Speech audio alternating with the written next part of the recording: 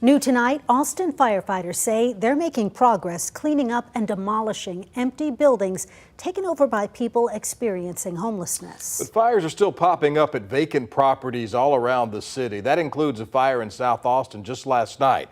KVUE's Daybreak shows us how the city's trying to address safety concerns in these neighborhoods.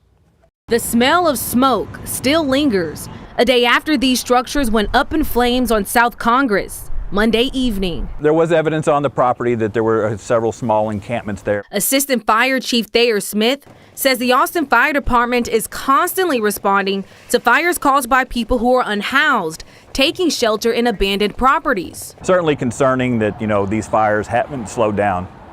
Usually, we see it ebb and flow with the weather, but that's really not the case now. He says more vacant buildings are popping up all over the city, possibly due to the economy. So last year, the city created a vacant structure task force to get these properties demolished. That process can take months and months. But progress is being made. Smith says the demolition process at this problem property on Old Koenig Ln started Thursday. There were several fires at this location, one of them being a second alarm fire. The Homeless Strategy Office says 14 people were removed from the property last week, with 9 of them accepting city resources and services.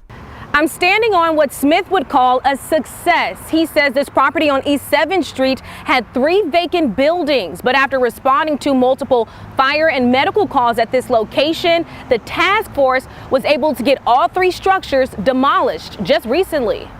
At the end of the day, our mission is to make sure all of our firefighters go home safe, and these buildings really present a challenge for us, and they're very, very dangerous. Been proven a number of times across the country with firefighters getting killed in vacant structures. The Old Koenig Ln will be completely demolished in a few weeks.